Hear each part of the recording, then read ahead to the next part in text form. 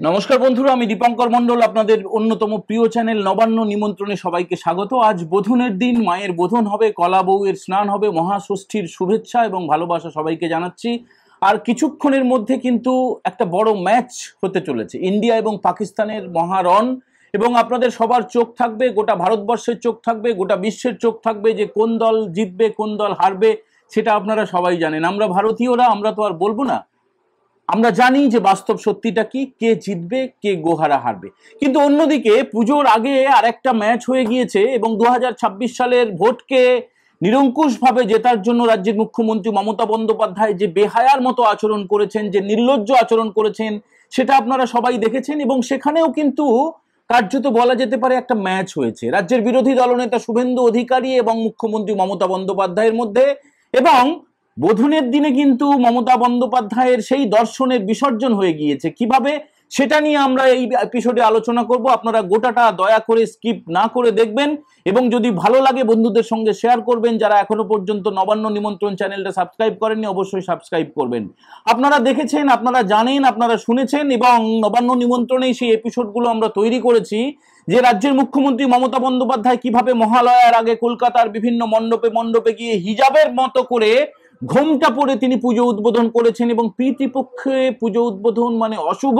এবং তারপরে কি হয়েছে, গোটা কলকাতা শহর জুড়ে কোথাও গলা জল, কোথাও হাঁটু জল, কোথাও মানুষ ডুবে যাচ্ছেন, কোথাও বিদ্যুৎ স্পৃষ্ট হয়ে মৃত্যু হচ্ছে।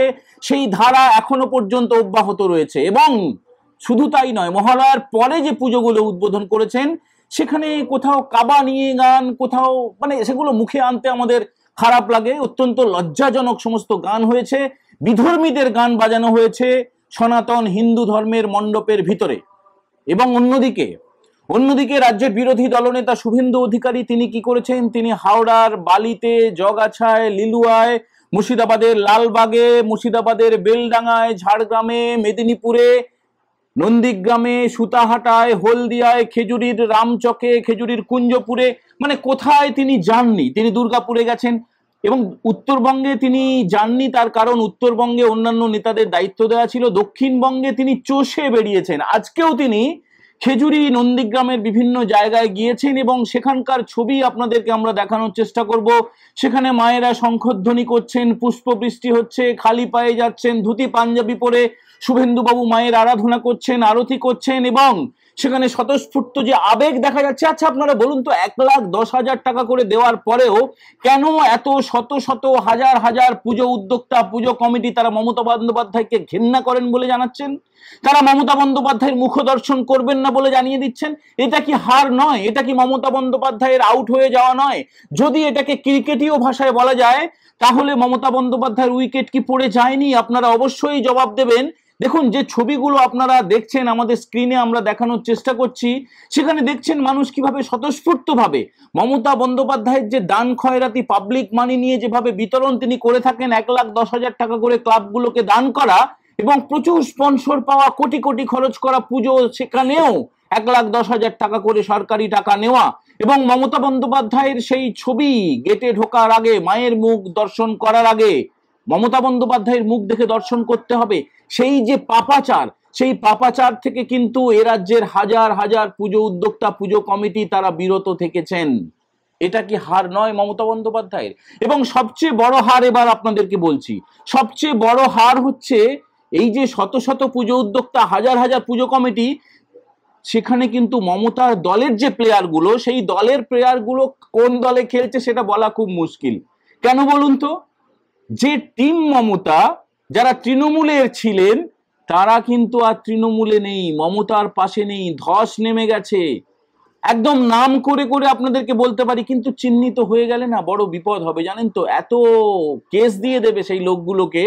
আমরা আপনাদেরকে বলছি, আপনারা শুনে রাখুন, জেনে রাখুন, সময় হলে তাদের ছবি আপনারা দেখবেন এবং বিধানসভা ভোটে তাদেরকে আপনার প্রকাশ্যে দেখতে পাবেন। মমতার টিমে যারা বিধানসভা ভোটে মমতার দলে, তৃণমূল কংগ্রেসে যারা প্রচার করেছেন, প্রার্থী হয়েছেন, এমনকি তৃণমূল কংগ্রেস যাদেরকে প্রার্থী করার কথা ভাবছে 2026 সালের ভোটে, তারা কিন্তু আর তৃণমূলের পাশে নেই। পুজো উদ্যোক্তাদের মধ্যে তারা থাকলেও তারা কিন্তু আছেন শুভেন্দু বাবুর পাশে। এই কারণেই আমরা বলছিলাম যে মমতা বন্দ্যোপাধ্যায়ের টিমে যে কে আছে আর কে শুভেন্দু বাবুর টিমে আছে বলা খুব মুশকিল। 2026 সালের ভোট এলে আপনারা সমস্ত কিছু যখন মডেল কোড অফ কন্ডাক্ট জারি হয়ে যাবে, যখন রাজ্য পুলিশের হাত থেকে নির্বাচন কমিশনের হাতে সরাসরি ক্ষমতা চলে যাবে, তখন আপনারা এই ছবি পুরোপুরি দেখতে পাবেন, স্বচ্ছ কাচের মতো ছবি। এখন আপাতত আপনাদেরকে এই কথাটা জানিয়ে রাখলাম যে মমতা ব্যানার্জি পুজোর আগে যে লড়াইতে নেমেছিলেন, জনসংযোগের লড়াইতে, তিনি তো কলকাতা ছেড়ে কোনো জেলায় যাননি। তিনি নাকি ভার্চুয়ালি উদ্বোধন করেছেন। ভার্চুয়ালে কিছু হয় না, সরাসরি শুভেন্দুবাবু বিভিন্ন জেলায় জেলায় গিয়ে যে ভালোবাসা, যে অভ্যর্থনা পেয়েছেন, সেই ছবি আপনারা দেখেছেন, সেই ছবি আপনারা দেখছেন নবান্ন নিমন্ত্রণের পর্দায়, এবং এর সুফলটা আপনারা দেখতে পাবেন 2026-এর ভোটে। এখন আপনারাই জবাব দেবেন যে কে জিতলো, কে হারলো। পুজোর আগে প্রথম রাউন্ডে এটা নন্দীগ্রামে 2021-এর ভোট তো ছেড়ে দিন, তারপরে বারবার থাপ্পড় খেয়েছেন, বারবার হেরে গিয়েছেন মমতা বন্দ্যোপাধ্যায়।